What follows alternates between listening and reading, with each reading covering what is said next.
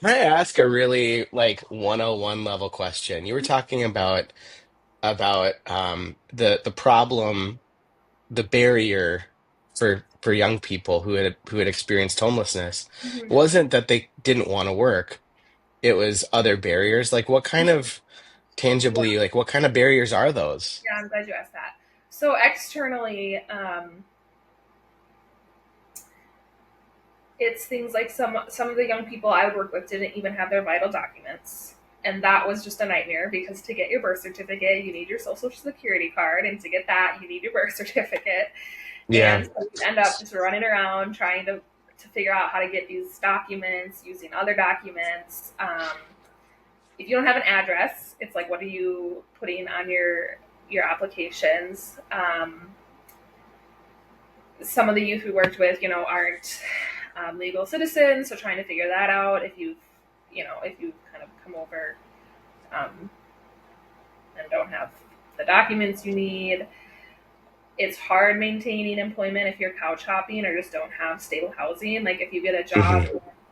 in Brooklyn Center and that's where you're couch hopping at the time, but then you get kicked out and the place you end up staying at is in South Minneapolis and you're on public transit, like you're not, you're Yeah. likely just gonna start no showing and get fired. And so that happened just like all the time. It wasn't even that they couldn't get the job. It was just often that they would lose it very quickly, and so there's just like so much instability. It just never really got them anywhere because the external issues were so high, and then the internal ones.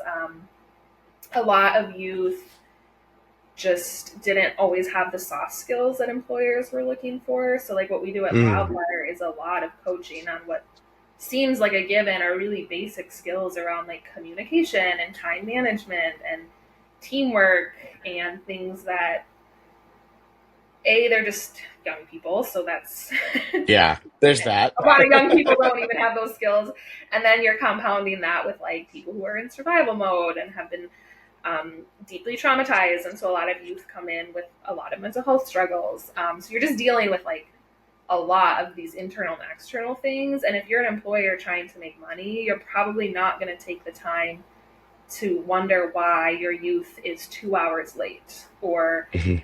coming in and like freaking out on you about something. Whereas we're like, okay, you're having a meltdown. Why? Um, Yeah. and then we learn it's because, oh, you got kicked out of where you were staying last night and you're taking it out on us and that's very inappropriate. And we're going to like coach you on that, but we're not going to fire you for that. Yeah. We're going to like talk about how to do that better.